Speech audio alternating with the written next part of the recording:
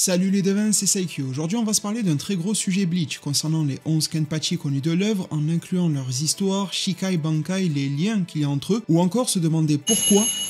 Excusez-moi, le voisin vient de sonner en plein enregistrement. Bon, reprenons. Je vous disais, on va aussi se demander comment ces Kenpachi... Je suis vraiment désolé, je sais pas ce qui se passe, j'ai été voir dans l'œil là, le Judas sur la porte, j'avais rien vu derrière. Au moment où je me rassois, ça sonne. Vous avez entendu ce bruit? C'était quoi? C'était un rire bizarre? Bon attendez, je peux pas continuer la vidéo, je vais voir. Bon, on va vérifier, je sais pas ce qu'il y a, je préfère vous avoir en témoin derrière ou quoi. J'ai regardé dans l'œil, il y avait rien.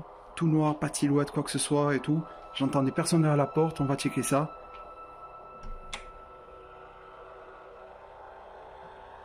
Personne.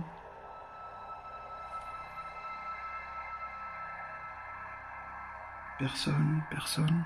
Putain, attends, c'est quoi? Hein? Ken quoi?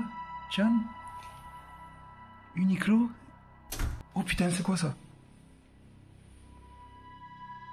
Y'a quelqu'un?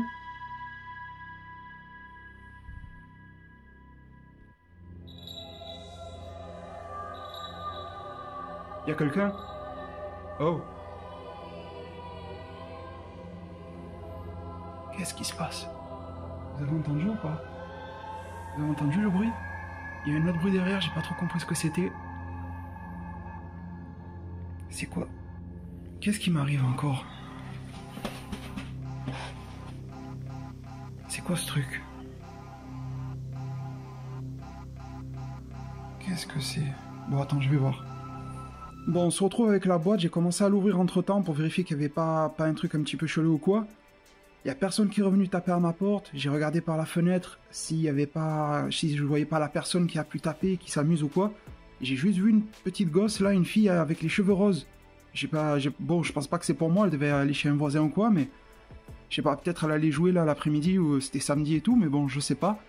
Bon, j'ai regardé ce qu'il y a dedans, j'ai pas tout vu, mais je sais pas, c'est bizarre, je vous montre ça. C'était scellé, j'ai enlevé, derrière là-bas, je vous le montre pas. Derrière le colis, il y avait mon nom, donc c'était vraiment pour moi, il n'y a pas d'erreur. Là ici, c'était scellé. J'ai arraché pour regarder, il y avait l'étiquette Uniqlo, je comprends rien du tout. Je vois, il y a écrit Con, Bleach, plein de couleurs. Regardez. T-shirt Bleach, ça parle de holofication, les Shinigami, le processus. Là, il y a du rouge, Ichigo. Là, il y a Ichigo encore, on voit quoi? Son épée, on dirait il n'y a que du Bleach. Bleach, UT, Archive, un truc comme ça. Qu'est-ce que ça raconte? Zanpakuto. Là, il y a l'histoire du Zanpakuto, ce que c'est pour un Shinigami. Je comprends pas. Vous savez quoi? Regardez. Je mets ça de côté, parce qu'apparemment, c'est pour moi, il y a mon nom sur la boîte. Je mets ça de côté. Il y a quelque chose de très simple. Il y a écrit Uniqlo, je vais leur écrire et je vous dis ce qui se passe. Je vous récupère depuis cet incident, depuis il s'est plus rien passé, et je viens de recevoir une réponse de Uniqlo. Regardez, je vous l'affiche. En gros, il commence direct par me dire que tout va super bien, ils viennent de sortir leur nouvelle collection Bleach, et qu'ils espèrent qu'on va kiffer tout ça. PS, indique le mail, si le livreur te court après en te demandant un combat, fuis. Alors maintenant que je m'en suis remis, il faut avouer que ce drôle de livreur m'a remis quelque chose d'assez dingue. La qualité du tissu est au rendez-vous, les tailles démarrent du XXS jusqu'au XXL, pour inclure un maximum de monde, plein de coloris pour se mettre bien pour l'été qui arrive, 19,90€ l'unité à en croire l'étiquette. Vous pouvez passer par le lien directement en description et commentaire épinglé pour vous le procurer en livraison à domicile. Point relais ou le mettre à disposition dans votre magasin Uniqlo le plus proche et pouvoir le régler sur place avec une livraison garantie vitesse Shunpo de Byakuya. Alors comme vous l'aurez bien réalisé, cette vidéo est sponsorisée par Uniqlo et leur nouvelle collection Bleach en particulier. C'était un réel plaisir de collaborer avec la marque et la franchise. Je les remercie pour cela et je vous remercie à vous si vous me faites l'honneur de soutenir la chaîne en passant par mes liens en description et commentaires épinglés. La 11e division de la Soul Society au sein de l'œuvre Bleach a la particularité d'accueillir uniquement des membres pour qui le combat équivaut à un besoin naturel. Si ingérer une quantité quotidienne de calories est vital à chaque être humain sur la planète Terre, se lancer dans des batailles régulières l'est tout autant pour un membre de la 11e division, et ce de la propre bouche de Tite Kubo dans le Character Book Souls officiel Bleach. Les critères pour intégrer cette division sont simples bien qu'assez peu communs. Aimer se battre, être fort, notamment en force brute, pur et dépendre le moins possible, si ce n'est pas du tout, de ce que la division considère d'artifice, comme le Kido. Homme ou femme, peu importe, il faut être vigoureux au possible, la faiblesse y est totalement proscrite. C'est pour cela que certains membres actuels d'autres divisions comme Abarai Renji ou Iba en ont fait partie un certain temps, mais aussi qu'actuellement, Madara Mikaku Yumichika y occupe des places de Shinigami de prestige. Même raison pour laquelle la 11e division était placée au front lors de l'invasion de la Soul Society par le Vandenreich, durant l'arc de la guerre sanglante millénaire. Critère de puissance et de passion pour le combat relativement rare, mais rendant l'accès à la division aisé lorsque les capacités mentales et physiques sont réunies. Cela dit, cela se corse sévèrement lorsqu'il s'agit d'en devenir la ou le capitaine. Celui-ci se voit doté du titre de Kenpachi, signifiant qu'il est le plus puissant Shinigami, principalement au sens que son tableau de chasse est le plus élevé et que son attrait pour l'affrontement ne cesse de croître malgré cela. Kenpachi n'est pas un simple titre honorifique, sans valeur, c'est au Shinigami qui le porte de l'honorer et de s'en rendre digne du moment de son accession jusqu'à sa transmission. À ce jour et désormais tout le monde connaît la première Kenpachi. Elle s'est illustrée en tant que membre des 13 sanguinaires et cofondatrice du Gotei 13. Elle a donc obtenu ce poste de par ses antécédents de vie. Mais il a fallu trouver un système, un règlement, voire une tradition pour pouvoir lui succéder. Un nouveau Kenpachi peut arriver lors d'une mort au combat du précédent, lorsque la situation de l'actuel change, comme par exemple un changement de division. Mais la règle fondamentale, la base pour devenir un Kenpachi est de défier celui actuellement en poste, et ce, en présence de 200 membres, tous issus de la 11e division, venant acter et témoigner de cela dans l'histoire de la Soul Society. Si le challenger bat le Kenpachi en fonction, la mise à mort du capitaine est inéluctable pour que le suivant endosse le rôle. Il s'engage à son tour à pouvoir être défié en présence de centaines de témoins et potentiellement il essaie également sa peau. C'est pour cela que même dans l'hypothèse où Ichigo aurait battu Zaraki à plate couture à l'intérieur de la Soul Society, eh bien il n'aurait pas porté le titre de Kenpachi, ne serait-ce que par l'absence de témoins comme le veut la tradition et règlement. À ce jour et depuis la création du Gotei 13, ce sont 11 Kenpachi qui se sont succédés, avec malheureusement de gros trous dans la timeline concernant les identités, actions et capacités de 5 Kenpachi, que cela soit dans le manga, l'anime, les jeux vidéo, interviews, caractères, data et guidebook Bleach. Fait notable malgré tout, 4 sur 5 de ces mystérieux Kenpachi sont en quelque sorte groupés chronologiquement du 3e au 6e inclus. Cela pourrait suggérer qu'un fait marquant de l'histoire de la Soul Society a rendu leurs histoires secrètes, ou bien au contraire qu'il s'agissait en réalité de moments un peu plus insipides et donc de personnages un peu plus fades qu'un Zaraki pour ne citer que lui. Retsu Unohana, ou plutôt devrais-je dire Yachiru Unohana, a été la première Kenpachi de toute l'existence. Elle était de base un être aux antipodes de ce qu'on lui connaît de l'œuvre, une entité diabolique répandant le sang sur son passage. Elle faisait partie du célèbre Gotei 13 capable d'endiguer la première attaque de Yūja-Bar. Après cette victoire, elle s'est rangée dans la 4e division, spécialisée en soins, notamment après avoir reçu les enseignements médicaux de Tenjiro Kirinji de la division 0 et avoir retrouvé un peu de sens dans sa vie, en particulier grâce à sa rencontre avec le tout jeune Zaraki, pas encore Kenpachi à l'époque, et à la mission que lui a accordée Yamamoto, de maintenir plus que solides les actions et baraquements de sa nouvelle division. En connaissant ses réelles aptitudes au combat dignes d'un Kenpachi, la première parmi tous, elle aurait donc pu engager le combat très sérieusement dans des moments clés de l'histoire, notamment face à Aizen. Mais elle restera loyale à Yamamoto et marchera droite dans ses pas, dissimulant tous ces aspects de Kenpachi, jusqu'à la période de guerre sanglante millénaire où elle reçut l'autorisation de permettre à Zaraki d'obtenir toute sa superbe après le décès de Genryusai, et avoir obtenu l'aval du nouveau capitaine commandant pour cela, Kyoraku Shunsui, lui-même adoubé par la nouvelle chambre des 46. Juste avant de mourir, Unohana aura pu de ses propres dires se sentir comme la femme la plus heureuse du monde en ayant renfilé sa posture de Kenpachi pour se confronter à Zaraki et faire de lui le Kenpachi suprême. Durant l'arc en fer, durant le one-shot par Tite Kubo, la tombe de Unohana sera aperçue et c'est avec une drôle de coordination qu'une révélation nous sera faite. Le retour des âmes à la Soul Society, dont l'énergie spirituelle est trop élevée, est impossible, et des personnages comme Ukitake s'y trouvent. Mais l'on y apprendra également selon Zayel, tout droit revenu des enfers lui aussi, que des personnages tels que Yamamoto ou Unohana, surnommés ici la lame de la mort, y sont également. C'est intéressant de remarquer que la substance phosphorescente dégoulinante sur les capitaines dans l'arc enfer, substance provenant des enfers selon Kyoraku, ressemble énormément à la texture du liquide sanglant du Bankai d'Unohana, et ce, à l'emplacement de sa tombe. En plus de maîtriser le Kido, et surtout le combat à l'épée comme peu de Shinigami pourraient s'en vanter, Unohana excelle en technique de guérison, héritée de son entraînement avec la division 0, capable de guérir toutes sortes d'entités et de se guérir elle-même ou bien, si elle le désire, son adversaire qui peut même être réduit à l'état de squelette pour reprendre le combat de plus belle et s'enivrer de nouveau de plaisir. Son Zanpakuto Minazuki a pour particularité de porter le même nom phonétique en japonais, que cela soit en forme scellée, Shikai et Bankai. La subtilité réside dans le fait que la manière de l'écrire en japonais change et lui apporte alors un sens différent.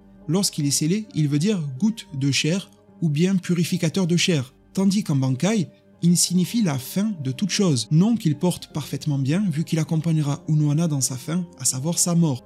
En Shikai, il fait apparaître une sorte de Raymanta géante aux couleurs plutôt rassurantes et chaleureuses, mais quelque peu flippantes au niveau de ses airs et traits de visage. Quoique, moins que la forme de l'esprit habitant le sabre, aperçu dans l'anime Bleach, qui est d'ailleurs en total accord au niveau du code couleur et de son design au passage. À l'instar de Tsuyu pour Tsunade dans l'œuvre Naruto, Minazuki en Shikai peut prodiguer des soins efficaces à grande échelle à l'aide de ses sucs gastriques aux propriétés médicinales exacerbées. En Bankai, la première Kenpachi reprend toute sa splendeur et terreur à la fois. Le Zanpakuto se liquéfie et prend la forme d'un sang gluant. Unohana est capable d'utiliser cette matière ensanglantée pour lancer des attaques visuellement ressemblantes au Getsuga Tensho d'Ichigo, du moins dans la posture et la manière de les lancer. Elle peut envoyer des attaques de zone ou même les démultiplier pour attaquer un seul ennemi de toutes parts. Ses capacités de soin en termes d'efficacité et rapidité apparaissent comme accrues, également en Bankai. Une fois le sordide relais de Kenpachi passé auprès de Zaraki, Unohana décédera avec à n'en pas douter son plus sincère sourire depuis les tout débuts de Bleach, elle qui pourtant exposait un sourire maquillé depuis les tout débuts. On pourrait penser qu'ayant été la première, elle serait alors la seule Kenpachi à ne pas avoir eu besoin de tuer son prédécesseur pour obtenir le titre, mais ce n'est pas le cas. Le ou la deuxième Kenpachi a également bénéficié de ce luxe, alors son nom, apparence et histoire nous sont inconnus. Mais Unohana étant encore vivante à l'époque du 11e, Zaraki, il ne fait nul doute que le deuxième a pris le relais d'une autre manière, s'apparentant plutôt à une forme de remplacement, correspondant au fait que la stratégie de Yamamoto poussa Unohana à se rapprocher de la 4e division. Des soins, il lui fallait donc un remplacement. Les possibilités sont nombreuses, lieutenant de la 11e division qui aurait remplacé le capitaine, ancien membre de la division 0 comme Tenjiro, ou un inconnu total au bataillon, les théories vont bon train encore à l'heure actuelle. Malheureusement, le mystère plane encore plus de nos jours sur les Kenpachi 3 à 6, à propos desquels on ne peut que spéculer sur la base d'un trou scénaristique. Bon courage à ceux qui s'attelleraient à cette drôle de tâche, mais peut-être sera-t-elle payante à terme. Le 7e Kenpachi, Kuruyashiki, met la barre extrêmement haute et tout comme Unohana, il flirte également avec les sommets et l'excellence. Grâce à la dilogie de romans pas encore traduite officiellement en France et au jeu Bleach Brave Souls, nous avons tout un lot de visuels et d'informations à son sujet. Doté d'une belle carrure et de poils à la poitrine dignes d'un Super Saiyan 4, il était d'un caractère bien plus sociable et ouvert que certains de ses homologues, avec une proximité certaine connue avec Kyoraku Shunsui. Ce même Shunsui qui a, tout au long de l'histoire, comme une sorte de propension à se nouer d'amitié et de respect avec les divers Kenpachi de l'histoire. Kuruyashiki était empli d'humilité. Il respectait ses aînés comme Yamamoto, la division 0 ou bien Unohana, tout en gardant une belle proximité avec deux familles nobles, les Kuchiki et les Shiwin. Surpuissant et à la mesure de la 11e division, il l'était tellement qu'il reçut une offre de la division 0 pour y siéger, mais il se sentait plutôt à sa place à la Soul Society, moins dans celle d'un protecteur du roi, alors il refusa. Il n'y a pas de détails supplémentaires qui nous ont été accordés. Généralement, on ne rejoint pas la division 0 simplement sur la base de sa puissance, mais également parce que l'on a été fondateur de quelque chose. Kuruyashiki l'a-t-il été ou non? Cela est une question qui reste en suspens. Ces faits de bataille ont en tout cas marqué les esprits et lui ont valu un respect immuable, avec une victoire notable face à un vaste lordé sous les ordres de Baragan, roi du Wekomundo. Ashido Kano, le personnage qui a marqué certains esprits dans les fillers de l'anime Bleach, est dépeint comme étant son lieutenant. Malgré ces quelques détails, le récit entourant Kuruyashiki reste assez mince. Ce que l'on connaît de lui ensuite, c'est qu'en pleine célébration de la victoire face à des holos, accompagné de nouveau par Kyoraku Shunsui, tandis que la beuverie et l'allégresse atteignaient des sommets, un duo composé d'un homme et d'une femme à l'allure juvénile et mystérieuse se présente. Le jeune homme demande à Kuruyashiki de l'affronter ici et maintenant pour prétendre à l'obtention du titre de 8e Kenpachi, et donc de le tuer sur place. Malgré l'alerte du déjà très sage Kyoraku Shunsui, méfiant, Kuruyashiki se tenait prêt en tout temps à être défié pour le poste de capitaine de la 11e division. Et il accepta de relever le défi. Cette fois-ci fera office de témoin Kyoraku Shunsui. Il représentait d'ores et déjà dans la Soul Society un gage de confiance hors norme et de respect. L'issue à ce combat, Kuruyashiki, le 7e Kenpachi face au prétendant à sa relève, fut trouvé avec une rapidité déconcertante. Mais avant cela, accordons quelques minutes à l'ampleur des pouvoirs de Kuruyashiki. Je profite de ce calme avant la tempête dans ce récit Bleach afin de vous demander si cela vous est possible et si vous appréciez à terme ce type de contenu, de mettre un maximum de pouces bleus sur la vidéo. Et si je devais vous apporter un objectif chiffré, la barre des 2000 pouces en l'air, ce serait juste magnifique. Vous le savez, ce n'est pas de gaieté de cœur que je le fais, mais par soumission à l'algorithme de YouTube. Et j'espère vraiment que vous pourrez m'aider en ce sens-là, pour le retour des vidéos Bleach, pour la thématique Kenpachi. Je ne sais pas si cette petite mise en scène pour l'OP vous aura fait plaisir et la qualité de l'OP aussi. Uniqlo, Bleach, officiellement, directement, c'est assez rare, donc n'hésitez pas à soutenir ce genre d'initiative-là et à faire en sorte que ma vidéo ne se perde pas au sein de l'algorithme comme si elle était plongée dans le dangai. En tout cas, je vous en remercie tous du fond du cœur. La tradition du maniement de l'épée étant transmise par Unohana, il en était également un expert. Sa puissance brute suffisait à faire de lui un membre potentiel de la Division 0, et son niveau a été à minima plus élevé que celui de Zaraki durant plusieurs arcs. À ce jour, il y a toujours débat entre les fans pour savoir qui, de Kuruyashiki ou Zaraki, possède le niveau de Reiatsu qui explose le plus de records. Son Zanpakuto s'appelle Gagaku Kairo, soit en français le couloir de la famine ou bien le couloir de la musique affamée. Prononcer la phrase de libération de son Zanpakuto pour le Shikai sans être japonais ou pratiquant de la langue japonaise serait une tâche bien ardue. Mais en français, cela donnerait quelque chose comme massacrez les présages de bon augure et venez à l'existence. Respectez les ténèbres alors que vous devenez décrépit avec l'âge. Une longueur de phrase qui peut nous rappeler du Shunsui ou du Ukitake, au niveau de la libération Shikai. Une fois libéré, il partage des similitudes avec Unohana, au sens où une entité simili-animale et vivante semble prendre forme. Une créature bien étrange, sphérique, blanchâtre, bien plus hostile d'apparence que Minazuki, au croc acéré. Notamment grâce au jeu Brave Souls, on a constaté qu'il peut faire apparaître au moins 13 de ces créatures et les lâcher un peu comme un Chomp dans Mario, qui perdrait son attache et dévorerait absolument tout sur son passage. Dans une moindre mesure, ça pourra aussi rappeler des souvenirs de la bonne époque de Black Ops 2 avec le killstreak de lâcher de chien en pleine map eject pour ne laisser aucun échappatoire à sa cible. Mais trêve de bavardage, le Bankai de Kuruyashiki reste dans la même lignée, mais en bien plus incontrôlable. Il n'a de respect et de limites dévastatrices que de ne pas attaquer son possesseur Kuruyashiki. Et il fait alors apparaître 4 mâchoires gigantesques depuis le sol, encore plus affamées que les créatures apparues en Shikai, et tout ce qui est constitué de particules spirituelles est dévoré. Un appétit insatiable pouvant causer la destruction de la Soul Society, voire plus, du Seretei tout entier. Cela lui a valu l'interdiction par la Chambre des 46 de s'en servir. C'est un réel Bankai banni. Une autorisation lui a été accordée tout de même de s'en servir en cas d'urgence extrême. Et par extrême, on peut se demander jusqu'où. Allez savoir même si une invasion Quincy par exemple aurait suffi à la lever, tant son Bankai est dangereux pour l'existence elle-même. Et son Bankai est également pesant pour son utilisateur. Il ne peut l'utiliser et l'activer que tous les 6 mois. Alors à la vue de toutes ces capacités, que donne la confrontation d'un tel être face à un mystérieux prétendant au titre de 8ème Kenpachi sorti de nulle part? Eh bien, Kuruyashiki a perdu en une fraction de seconde sous les yeux de Kyoraku témoin. Un pouvoir, une entité ou une force soudaine a transpercé le 7ème Kenpachi de part en part et l'a laissé gisant au sol, a priori mort et dépossédé de ses viscères. Un tel événement a fini par attrouper d'autres membres de la 11e division, accusant le jeune homme de tricherie, ce qui a failli lancer une chasse à l'homme, inattendue pour venger leur capitaine. Néanmoins, Kuruyashiki, encore vivant, activa le Shikai et utilisa ces créatures comme une barrière pour ordonner à ses troupes de garder quelques pas de recul et que sa défaite soit reconnue. Il n'utilisa pas son Shikai pour se battre ou rétorquer et accepta de perdre ainsi. En tout temps, ce Shinigami, Kuruyashiki, faisait preuve d'un code d'honneur qui imposait le respect. Il était prêt à accepter le défi à tout moment et à reconnaître sa défaite, peu importe les circonstances et leur degré d'injustice. Ici, ces dernières reposent en la non-utilisation de son Bankai, qui d'après le mystérieux vainqueur et nouveau Kenpachi, le 8ème, si Kuruyashiki avait utilisé sa technique suprême, eh bien il aurait perdu. Kuruyashiki, à son maximum, était meilleur au combat, ou plus efficace du moins dans ce contexte particulier que son adversaire. Et pourtant, il perdit son titre, sa vie, le sourire aux lèvres, ce qui lui fait d'ailleurs un point commun supplémentaire avec Unohana. Kuruyashiki, le 7ème, avait la volonté ferme de ne pas activer le Bankai pour éviter toute souffrance chez ses compagnons et le Seretei en général. Il était un être qui plaçait le bien commun avant le sien, et mourra non pas en clamant que le One Piece existe, mais en affirmant que peu importe si le capitaine de la 11e division meurt, le titre de Kenpachi vivra indéfiniment. Sa dernière volonté fut un conseil adressé à son successeur, se présentant comme un dénommé Soya Asashiro. Il lui fut préconisé par le 7e en personne de ne pas réitérer ses propres erreurs, notamment de ne pas se retenir face à un opposant, car telle est la voie à suivre par un Kenpachi. Son seul regret sera de ne pas avoir pu se mesurer à Kyoraku et à Ukitake. Paradoxalement, Kuroyashiki était potentiellement le Kenpachi qui en avait le plus l'état d'esprit, mais qui, dans les faits, l'appliquait le moins au quotidien. Du côté du 8e Kenpachi, Soya Asashiro, posons les faits directement, c'est un bien drôle de morceau, et un être tout autant fait de paradoxes, si ce n'est plus, que son prédécesseur. Nettement plus associable que Kuroyashiki, Soya n'avait pas pour autant la langue dans sa poche, et ses traumas passés étaient pour lui des plaies qui lui rappelaient son devoir à rester fort.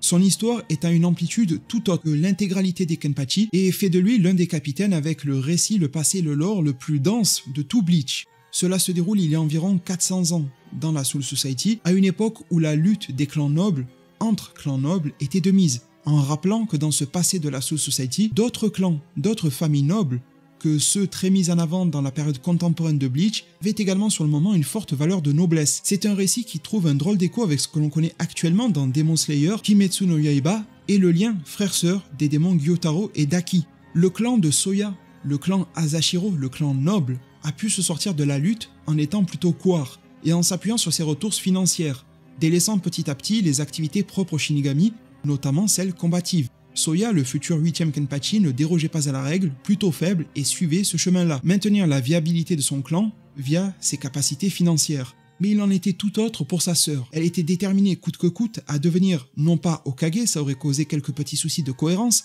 mais à devenir Shinigami, jusqu'à ce que le déclin de leur propre clan, Asashiro, soit pleinement amorcé. Ses membres ont été injustement accusés et condamnés pour crime et génocidés à la suite de cela, jusqu'à ce qu'il en vienne à ce duo frère et sœur de subir l'irréparable. Plongé dans un puits, devant faire face à des holos, en guise de condamnation, Soya voit sa sœur se sacrifier devant lui, amusant les nobles du moment comme si des gladiateurs ou des esclaves se battaient face à des lions dans des joutes et des fosses romaines. Fou de rage et débloquant totalement psychologiquement, causant un élan de colère innommable, Soya le petit frère ne débloqua pas le Super Saiyan mais fit apparaître l'esprit de son Zanpakuto, portant le nom de Uro Zakuro, en français pluie et rosée aux allures de grenadine. Et un peu comme Kuroyashiki le 7e Kenpachi qu'il tuera plus tard, et bien en cette époque reculée, les nobles tortionnaires environnants qui ricanaient devant ce spectacle sordide d'extinction du clan Asashiro furent tous tués, sans exception, un peu comme si un être invisible, fantomatique, s'occupait de leur cas. La réalité est que son Zanpakuto pouvait manipuler le Reishi,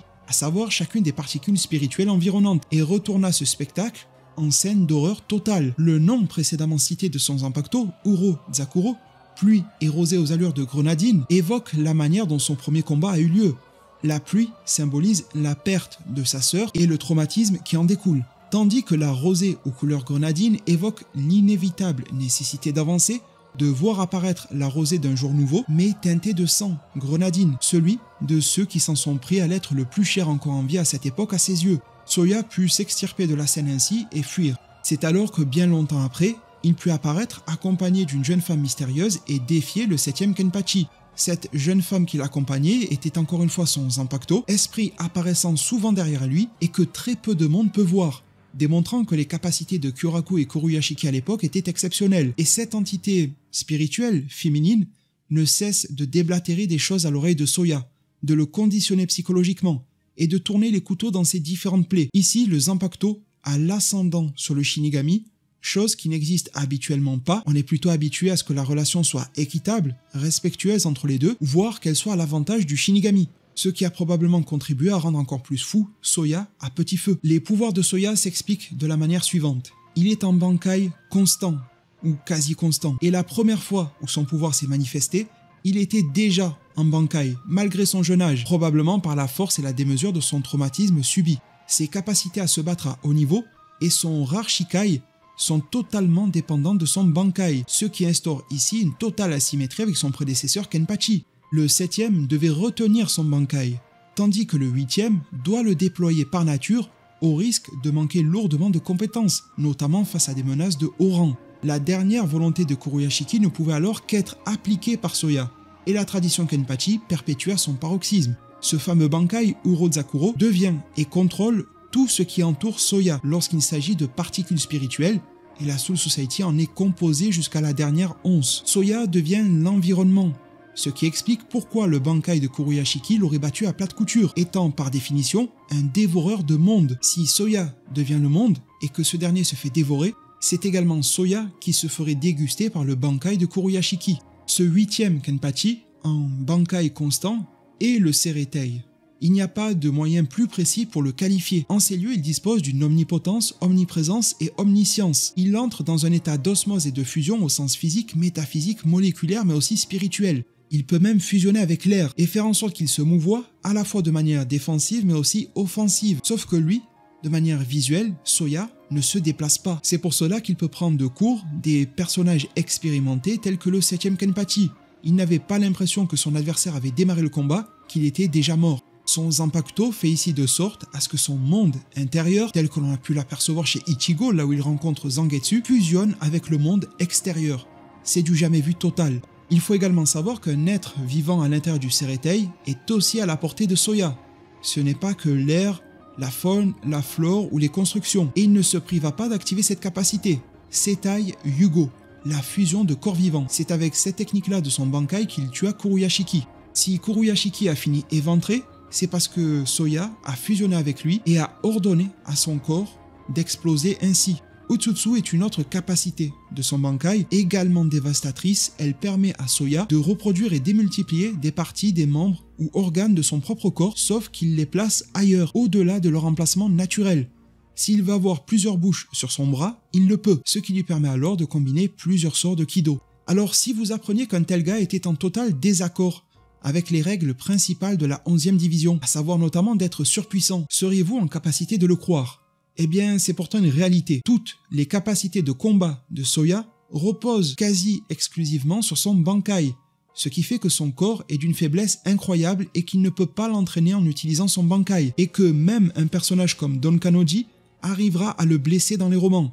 Alors bien sûr, Soya a été blessé au préalable, même exténué pour se faire avoir par Don Kannoji et son rire mémorable, mais tout de même, ça en dit long sur le personnage. Il est établi que dans un combat singulier sans Bankai ou Shikai, un rang très inférieur de n'importe quelle division pourrait le battre dans un combat à l'épée par exemple. De plus, tout ce qui s'apparente de près ou de loin à une capacité d'absorption représente sa hantise principale. Tout ce qui peut dévorer, consommer du Reishi comme les Quinchi ou le Bankai du 7e Kenpachi sont de toute évidence son talon d'Achille. Par exemple, durant l'arc Soul Society, Soya, Asashiro, ressentit la douleur lorsque Uryu Ishida absorbait le Reishi en ces lieux. Il souffrait énormément. C'était une partie de lui qui était en train d'être consommée et déchirée. Sur la liste des faiblesses de Soya, on peut également compter son Zanpakuto lui-même, ou du moins l'esprit de son Zanpakuto. Vous serez en mesure de dire que c'est un défaut presque récurrent dans Bleach, à savoir l'explication.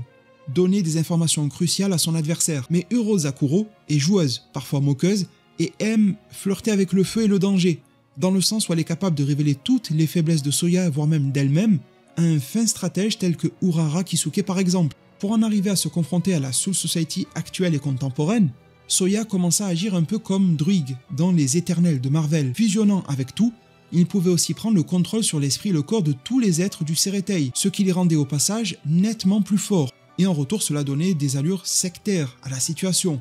Sauf que cela avait été autorisé par la Chambre des 46, le prenant de haut, se moquant de lui et estimant qu'il n'y arriverait jamais. Mais une fois la prouesse établie, inquiétée, la Chambre des 46 statua que Soya était un traître, alors qu'elle l'avait pourtant autorisé à procéder ainsi. Il est considéré comme un rebelle, bien que sa situation de gourou avait été autorisée au préalable. Dans le fond, Soya prétendait chercher surtout le bien, à savoir posséder les corps et les esprits des habitants du Sereitei, souvent les plus malveillants, pour qu'ils arrêtent les méfaits, et au final, tous les forcer à être bons indéfiniment pour ne plus avoir à subir de problèmes, mais surtout, et c'est là le point d'orgue, à les envoyer charger en masse dans le Wekomundo et casser la gueule au holo pour qu'il ne soit plus que de l'histoire passée. Ce récit bien précis prend place environ 200 à 250 ans dans le passé de la Soul Society, et en tant que traître, eh bien le capitaine de l'époque de la 11e division dut affronter à lui tout seul tout le Gotei 13, et il a pu battre tout seul 11 capitaines sur 13. Seuls 2 lui faisaient encore face, les 2 que son prédécesseur rêvait d'affronter,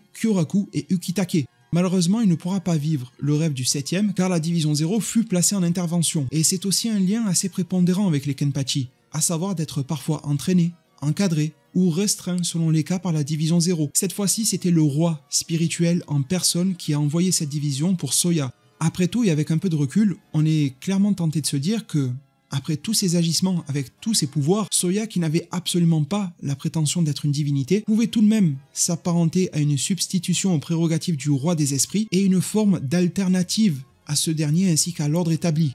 Alors Soya était conscient de ses forces, mais aussi de ses faiblesses.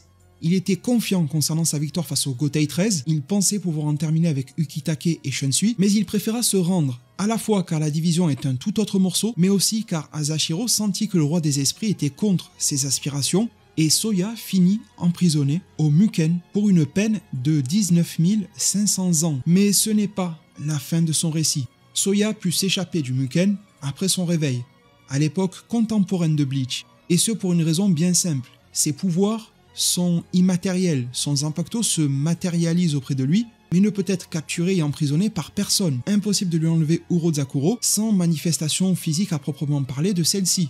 Il finit par quitter le Muken pour mettre en place son plan initial. D'ailleurs, à ce moment-là, Aizen est au Muken.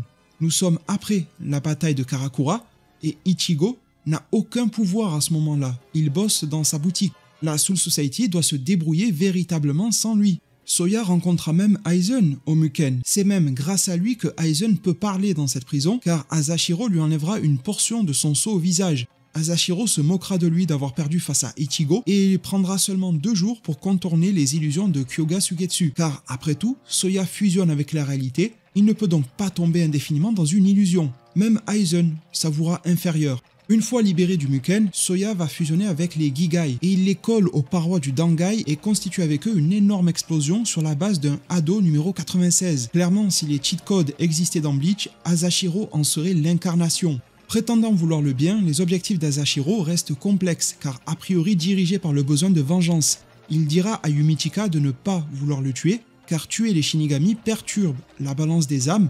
Mais c'est un nouveau paradoxe chez le personnage, prétendant s'intéresser à cet équilibre, mais prêt à éradiquer l'ensemble des holos. Au final, on se rend compte que Soya désire tuer les semblables à ceux qui ont tué sa sœur. Il s'est occupé dans un premier lieu des nobles sur le moment, et il veut s'occuper ensuite des holos. De nouveau, Soya s'instaure en tant qu'antithèse à Kuruyashiki, son prédécesseur, en prétendant vouloir le bien commun, mais n'assouvissant au final que ses vengeances personnelles. Sa dernière confrontation avec la Soul Society, une version bien plus moderne du Gotei 13, post-défaite de Aizen, une poignée de mois avant la guerre Quincy, a permis de mettre en avant le fait que Yamamoto lui-même pouvait le craindre, bien qu'il soit important de préciser qu'aucune issue à cet hypothétique combat n'ait été actée officiellement. À lui tout seul, Soya fit de nouveau trembler le Gotei 13, pré-guerre sanglante millénaire, et Yamamoto envisagea de prendre une sorte de fuite, emportant Soya avec lui pour amoindrir la menace qu'il représente. Soya était toujours dans la même lignée, d'un plan d'éradication complet des holos, passant par une fusion totale et absolue avec le Seretei, mais aussi et surtout le monde des humains. Il s'était dit que si les humains sont bons, tous, sans exception, grâce à son contrôle,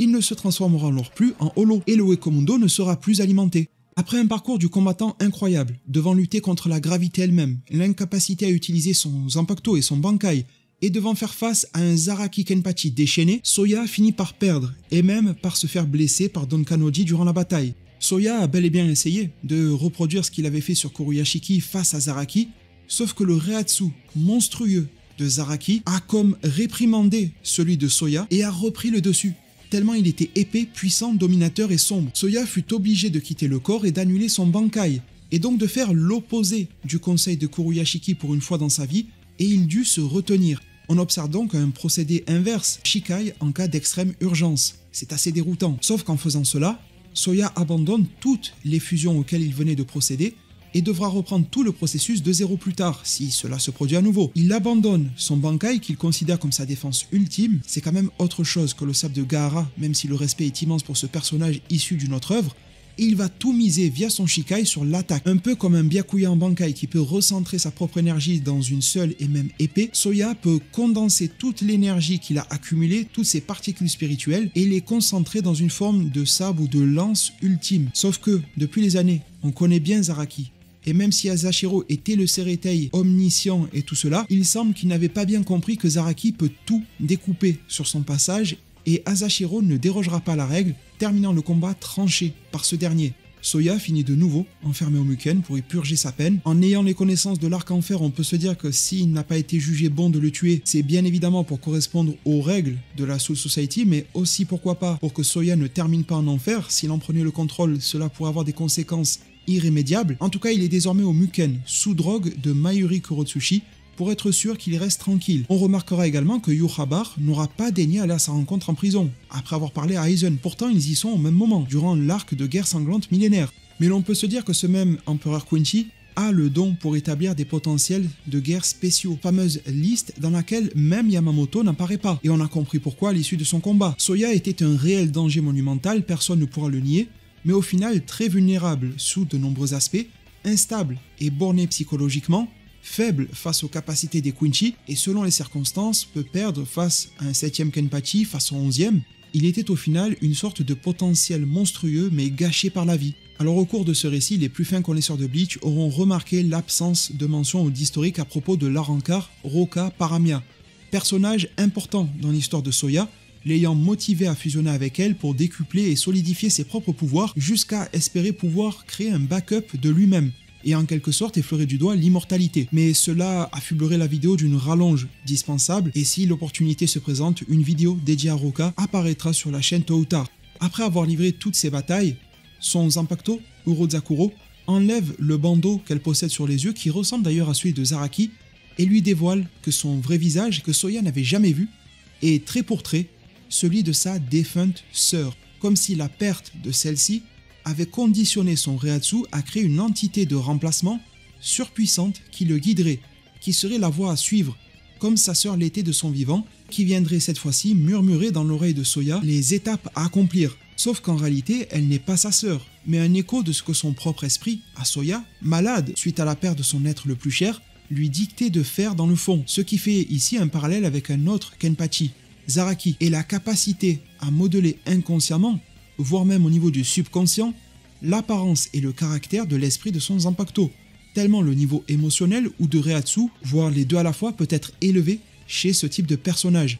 Soya est l'enfant meurtri, qui n'a jamais pu grandir dans son esprit suite à un traumatisme le figeant dans le temps, mais qui, malgré lui, a fait frémir le dieu de son univers alors que son enveloppe corporelle prenait une forme adulte. Soya étant encore vivant à l'heure actuelle, emprisonné, fait que son successeur lui aussi n'a pas eu besoin de le tuer. Il l'a simplement remplacé et était a priori le lieutenant de Soya Asashiro. Alors si vous attendiez un récit de malade digne d'être adapté au cinéma par Spielberg pour le 10e Kenpachi, Kiganjo Kenpachi, aussi connu sous le nom de Gosuke Kiganjo, eh bien détrompez-vous. Au-delà de son énorme carrure pesant plus de 300 kg, il est reconnu comme un personnage fainéant, paresseux. Il évoluait en tant que Kenpachi et donc capitaine de la 11e division, il y a une centaine d'années environ, et il put acquérir le rôle en tuant celui qui succéda à Soya, donc en tuant le lieutenant de Soya. Le pouvoir de son Zanpakuto ou le nom ne sont pas connus, le Shikai, le Bankai, rien de tout cela. La garde de son sabre est extrêmement stylée visuellement, et il céda de force sa place à Zaraki, qui le tua très facilement d'un seul coup, one shot. Retracer l'intégralité de l'histoire de Zaraki Kenpachi serait une offense envers vous et reviendrait à retracer des dizaines voire des centaines d'épisodes de l'anime Bleach ou de chapitres de son manga éponyme. À ce jour et dans une optique Kenpachiesque si le terme nous est permis, il faut retenir de lui qu'il est instauré dans l'œuvre comme le Kenpachi parmi les Kenpachi, comme l'aboutissement de tout un cheminement combatif de ces derniers qui vient comme consolider et sublimer le passé, l'histoire et le vécu de tous ses prédécesseurs et qui ne pouvait prétendre à cela qu'une fois que l'intégralité des Kenpachi était soit mis sous le tapis ou alors mort. À savoir que Soya est pour le moment une sorte de légume emprisonné pour des millénaires, tandis que Unohana était encore vivante et a dû mourir pour lui passer le relais. Si la définition du Kenpachi devait avoir une incarnation, ce serait forcément Zaraki, aussi bien par ses attraits visuels que par ses capacités au combat, par son attitude également durant celui-ci, faisant tout pour en profiter au maximum, clochette dans les cheveux pour faciliter sa détection par son adversaire, abaisser son Reiatsu au niveau de celui-ci, quitte à perdre ou finir sur une égalité dans un combat, apprendre des techniques telles que le kendo mais ne pas les appliquer sauf en cas d'extrême urgence, matérialiser son Zanpakuto en Yachiru, Zanpakuto tellement puissant qu'il deviendra lieutenant de sa propre division, n'utiliser le Shikai et le Bankai que dans les tout derniers moments connus de l'œuvre Bleach, et arriver après tout ce parcours de vie, là où plusieurs personnages de l'œuvre semblent arrivé au bout du chemin, a démontré du fait que Zaraki a encore une marge d'évolution et de progression énorme. Il est toujours bon de rappeler que le Zanpakuto de Zaraki provient du cadavre d'un Shinigami, son Reiatsu étant tellement marquant et puissant qu'il peut y imprimer sa propre personnalité, son propre monde a pu fusionner avec le Zanpakuto. Il s'est donc emparé d'un Asochi qui ne lui appartenait pas de base. Les Kenpachi sont décidément une classe bien à part, et ils sont plus que méritants de leur titre. Nozarashi est le nom de son Zanpakuto, l'âme totalement ébréchée, de par ses précédents affrontements mais surtout les siens. Zanpakuto qui va même au-delà de ce que Soya était capable de faire, à savoir que son esprit était en constante apparition et que l'épée ne se matérialisait qu'en Shikai.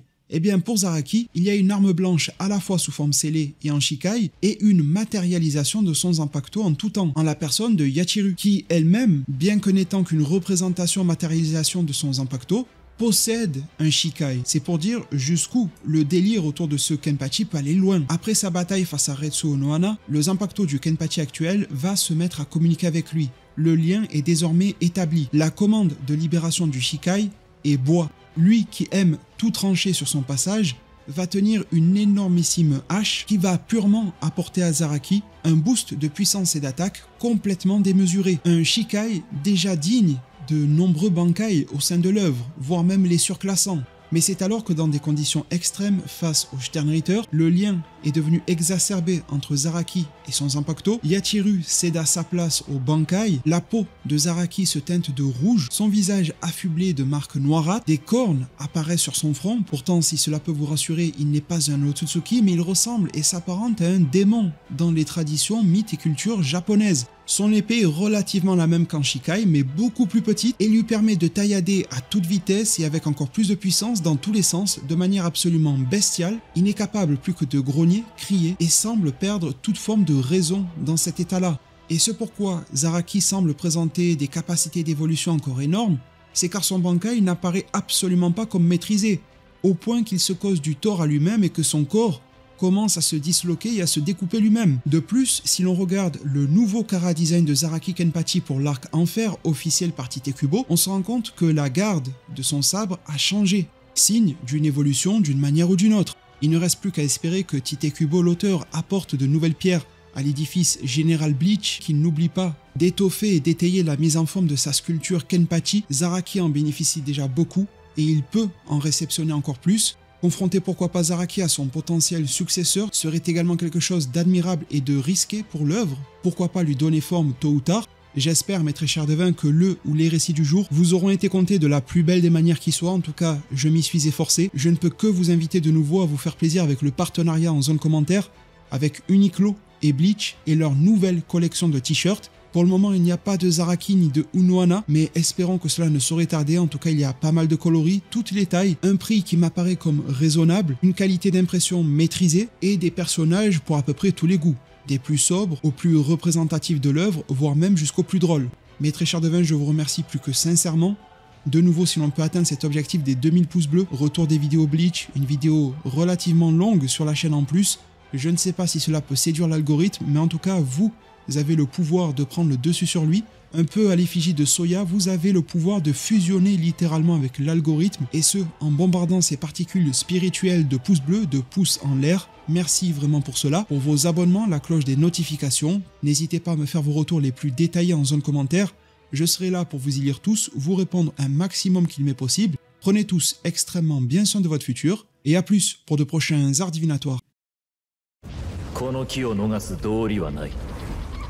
波動の96一等加速